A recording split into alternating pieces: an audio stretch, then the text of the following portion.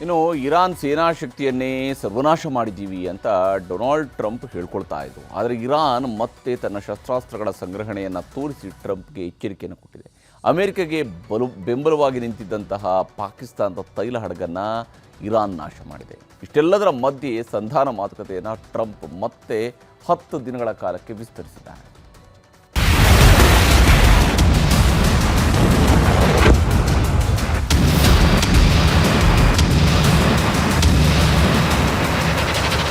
ಮಧ್ಯಪ್ರಾಚ್ಯದಲ್ಲಿ ನಡೀತಾ ಇರೋ ಮಹಾಯುದ್ಧ ಸದ್ಯಕ್ಕಂತೂ ಕೊನೆಯಾಗಲ್ಲ. ಅಮೆರಿಕ ಅಧ್ಯಕ್ಷ ಡೊನಾಲ್ಡ್ ಟ್ರಂಪ್ ಎಷ್ಟೇ ಬೊಬ್ಬೆ ಹಾಕಿದ್ರೂ ಇರಾನ್ ತಲೆ ಕೆಡಿಸಿಕೊಡ್ತಿಲ್ಲ. ನಾವ ನೋಡೇ ಬಿಡೋಣ ಅಂತ ಇರಾನ್ ಯುದ್ಧವನ್ನ ಕಂಟಿನ್ಯೂ ಮಾಡಿದೆ. ತಲೆ ಕೆಡಿಸಿಕೊಂಡಿರೋ ಅಮೆರಿಕ ಅಧ್ಯಕ್ಷ ಟ್ರಂಪ್ಗೆ ಶಸ್ತ್ರಗಳ ಮೂಲಕವೇ ಇರಾನ್ ಉತ್ತರ ಕೊಡ್ತಿದೆ. ಬರೀ ಇಸ್ರೇಲ್, ಅಮೆರಿಕ, ಕೊಲ್ಲಿ ರಾಷ್ಟ್ರಗಳಿಗೆ ದಾಳಿ ಮಾಡ್ತಾ ಇದ್ದ ಇರಾನ್ ಇವತ್ತು ಪಾಕಿಸ್ತಾನ, ಬ್ಯಾಂಕಾಕ್ಗೂ ಶಾಕ್ ಕೊಟ್ಟಿದೆ. ಟ್ರಂಪ್ ಮಾತು ಕೇಳಿಕೊಂಡು ಹರ್ಮುಜ್ ಜಲಮಾರ್ಗ ದಾಟಲು ಹೋದ ಹಡಗುಗಳನ್ನೇ ಇರಾನ್ ಬಾಂಬ್ ಹಾಕಿ ಎಚ್ಚರಿಕೆ ನೀಡಿದೆ. ಪಾಕಿಸ್ತಾನದ ತೈಲ ಹಡಗನ್ನೇ ಬ್ಲಾಸ್ಟ್ ಮಾಡಿದ ಇರಾನ್. ಅಮೆರಿಕದ ಡೊನಾಲ್ಡ್ ಟ್ರಂಪ್ ಅವರ ಸೇನೆ ಭದ್ರತೆ ಕೊಡ್ತಿದೆ ಅಂತ ಪಾಕಿಸ್ತಾನ ಇರಾನ್ ಮುಂದೆ ಬಾಲ ಬಿಚ್ಚಿದ್ದಕ್ಕೆ ಸಿಕ್ಕಿರುವ ಬಹುಮಾನ ಇದು. ಒಂದು ಕಡೆ ಇರಾನ್ ಅಮೆರಿಕ ಮಧ್ಯೆ ಮಾತುಕತೆಗೆ ಬ್ರೋಕರ್ ಕೆಲಸ ಮಾಡ್ತಿರೋ ಪಾಕಿಸ್ತಾನ ಹಾರ್ಮುಜ್ ಜಲಮಾರ್ಗದಿಂದ ತೈಲ ಹಡಗನ್ನ ಶಿಫ್ಟ್ ಮಾಡಿತ್ತು. ಹಾರ್ಮುಜ್ ಜಲಮಾರ್ಗದಿಂದ ಪಾಕಿಸ್ತಾನಕ್ಕೆ ಹೋಗಬೇಕಾಗಿದ್ದ ಹಡಗು ಅಮೆರಿಕ ಕಡೆಗೆ ತಿರುಗಿಸಿತ್ತು. ಪಾಕಿಸ್ತಾನದ ಧ್ವಜ ಹಾರುತ್ತಿದ್ದ ತೈಲ ಹಡಗನ್ನ ನೋಡಿದ ಕೆಲವೇ ನಿಮಿಷಗಳಲ್ಲಿ ಇರಾನ್ ಕ್ಷಿಪಣಿಗಳಿಂದ ನಾಶ ಮಾಡಿದೆ.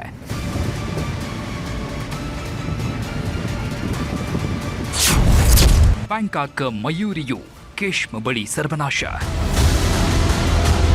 ಹಾರ್ಮುಜ್ ಜಲಮಾರ್ಗದಿಂದ ಅಮೆರಿಕ ಕಡೆಗೆ ಹೋಗ್ತಾ ಇದ್ದ ಬ್ಯಾಂಕಾಕ್ನ ಹಡಗು ಇದು. ಥಾಯ್ ಧ್ವಜವಿದ್ದ ಮಯೂರಿ ನಾರಿ ಎಂಬ ಹಡಗಿನ ಮೇಲೆ ಇರಾನ್ ಅಟ್ಯಾಕ್ ಮಾಡಿದೆ. ಇರಾನ್ನ ಕೇಶ್ಮ್ ದ್ವೀಪದ ಬಳಿ ಇದ್ದ ಹಡಗನ್ನ ಇರಾನ್ ಓಡಾಯಿಸಿದೆ. ಅಮೆರಿಕಾಗೆ ಯಾರೇ ಬೆಂಬಲವಾಗಿ ನಿಂತರೂ ಇರಾನ್ ಸುಮ್ಮನಿರಲ್ಲ ಅಂತ ಎಚ್ಚರಿಕೆಯನ್ನು ಕೊಟ್ಟಿದೆ. ಹಾರ್ಮುಜ್ ಜಲಸಂಧಿಯನ್ನ ದಾಟಲು ಧೈರ್ಯ ಮಾಡಬೇಡಿ, ಇರಾನ್ನಿಂದ ಅನುಮತಿ ಪಡೆದವರಿಗಷ್ಟೇ ಹೊರ ಹೋಗಲು ಅವಕಾಶ ಅಂತ ಖಡಕ್ ಎಚ್ಚರಿಕೆಯನ್ನು ಇರಾನ್ ರವಾನಿಸಿದೆ. ಸಮುದ್ರದಿಂದಲೂ ಸಣ್ಣ ಸಣ್ಣ ನೌಕಾ ಹಡಗುಗಳ ಮೂಲಕ ಇರಾನ್ ಹಾರಿಸ್ತಿರೋ ಕ್ಷಿಪಣಿಗಳು ಅಮೆರಿಕ ನೌಕೆಗಳನ್ನ ಸಮುದ್ರದಲ್ಲೇ ಸಮಾಧಿ ಮಾಡ್ತಿದೆ. ನೆಲ, ಜಲ, ವಾಯು ಮಾರ್ಗ ಎಲ್ಲೇ ಆಗ್ಲಿ, ಯಾರೇ ಆಗ್ಲಿ ಇರಾನ್ ಗಡಿ ದಾಟೋಕೆ ಅನುಮತಿ ಪಡೆಯದಿದ್ರೆ ಇದೇ ಗತಿ ಅಂತ ವಿಡಿಯೋನೂ ಕಳಿಸಿದೆ. ಇದಿಷ್ಟೇ ಅಲ್ಲ, ಇರಾನ್ ಸಾವಿನ ಡ್ರೋನ್ಗಳಿರುವ ಗೋಡೌನ್ಗಳ ವಿಡಿಯೋವನ್ನು ಇರಾನ್ ಹರಿಬಿಟ್ಟಿದೆ. ಇರಾನ್ ಪಾಲಿನ ಶತ್ರುಗಳ ಸಂಹಾರಕ್ಕೆ ಸಾವಿರ ಡ್ರೋನ್ಗಳು ರೆಡಿಯಾಗಿವೆ ಅಂತ ಸಂದೇಶ ಕಳಿಸಿದೆ. ಇರಾನ್ ಡ್ರೋನ್ಗಳು ಹಾರೋದು, ಗುರಿಯಿಟ್ಟು ಬ್ಲಾಸ್ಟ್ ಆಗೋದು ಹೇಗಿರುತ್ತೆ ನೋಡಿ ಅಂತಾನೂ ವಿಡಿಯೋ ಹಂಚಿಕೊಂಡಿದೆ. ಇನ್ನು ಇರಾನಿನ ಕ್ರಾಂತಿಕಾರಿ ಗಾರ್ಡ್ ರಿದ್ವಾನ್ ಎಂಬ ಹೊಸ ಆತ್ಮಹತ್ಯಾ ಡ್ರೋನ್ಗಳು ಕ್ಷಿಪಣಿಗಳ ವಿಡಿಯೋಗಳನ್ನು ಇರಾನ್ನ ಸೇನಾಪಡೆ ಸಾಮಾಜಿಕ ಜಾಲತಾಣಗಳಲ್ಲಿ ಹಾಕಿದೆ. ಈ ದೃಶ್ಯ ನೋಡಿ, ಇದು ಇರಾನ್ನಲ್ಲಿ ಸಿಕ್ಕಾಪಟ್ಟೆ ವೈರಲ್ ಆಗಿರುವ ವಿಡಿಯೋ. ಅಮೆರಿಕ ಇಸ್ರೇಲ್ಗೂ ಶಾಕ್ ಕೊಟ್ಟಿರುವ ವಿಡಿಯೋ. ಇರಾನ್ ಸೈನಿಕನೊಬ್ಬ ಇಸ್ರೇಲ್ ಕಡೆ ಕ್ಷಿಪಣಿ ಹಾರಿಸಿ ಸ್ಕೆಟಿಂಗ್ ಮಾಡ್ತಾ ಜ್ಯೂಸ್ ಕುಡಿತಾ ಸೆಲ್ಫಿ ವಿಡಿಯೋ ಮಾಡಿದ್ದಾನೆ. ಇರಾನಿನ ಕ್ರಾಂತಿಕಾರಿ ಗಾರ್ಡ್ ತಾಕತ್ತು ಅಂತ ಈ ವಿಡಿಯೋಗೆ ಟ್ಯಾಗ್ ಲೈನ್ ಕೊಟ್ಟಿದೆ. ಇರಾನ್ ಏಟಿಗೆ ಮತ್ತೆ ತಿರುಗೇಟು ಕೊಟ್ಟ ಇಸ್ರೇಲ್. ಇದು ಇಸ್ರೇಲ್ ಸೇನೆ ಬಿಡುಗಡೆ ಮಾಡಿರೋ ವಿಡಿಯೋ. ಇಸ್ರೇಲ್ ದೇಶದ ಶತ್ರುಗಳನ್ನ ಸಂಹಾರ ಮಾಡೋವರೆಗೂ ವಿರಮಿಸಲ್ಲ, ಹೆಜ್ಬುಲ್ಲಾ ಉಗ್ರ ಸಂಘಟನೆಯನ್ನ ಮಣ್ಣಲ್ಲಿ ಮಣ್ಣಾಗಿಸೋವರೆಗೂ ಯುದ್ಧ ನಿಲ್ಲಿಸಲ್ಲ ಅಂತ ಇಸ್ರೇಲ್ ಸೇನಾಧಿಕಾರಿಗಳು ಇರಾನ್ಗೆ ತಿರುಗೇಟು ಕೊಟ್ಟಿದ್ದಾರೆ.